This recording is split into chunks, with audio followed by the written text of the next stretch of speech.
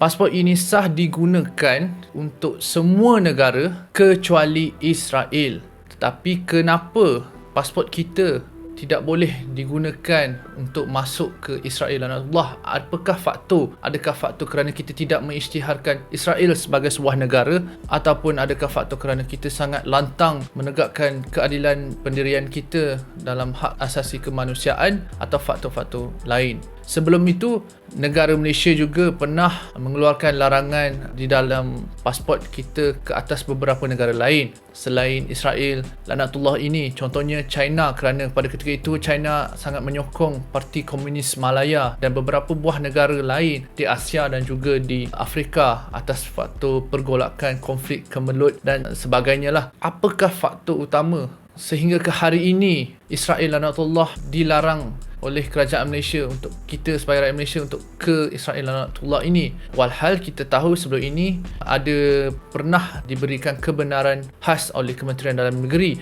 untuk membuat lawatan ke Israel laknatullah. Tetapi selepas tragedi pengganas yang berlaku dan banyak konflik keganasan, pembunuhan oleh pengganas-pengganas yang berada di rantau Asia Barat, terutamanya di Israel laknatullah itu, dan banyak konflik perang terjadi, maka negara Malaysia atau kerajaan Malaysia mengeluarkan larangan berkuat kuasa serta-merta ketika itu untuk rakyat Malaysia yang memegang pasport Malaysia pergi ke Israel laknatullah. Ia adalah kerana atas faktor keselamatan. Kenapa ada juga rakyat Malaysia yang nak ke Israel laknatullah itu? Sebenarnya umat Islam yang nak ke Palestin bukanlah ke Israel laknatullah itu, kerana tidak ada dalam kepercayaan umat Islam bahawa ada nama sebuah negara bernama Israel. Ia hanya ada negara Palestin di dalam peta dunia, dan disitulah kiblat pertama umat Islam, dan banyak sejarah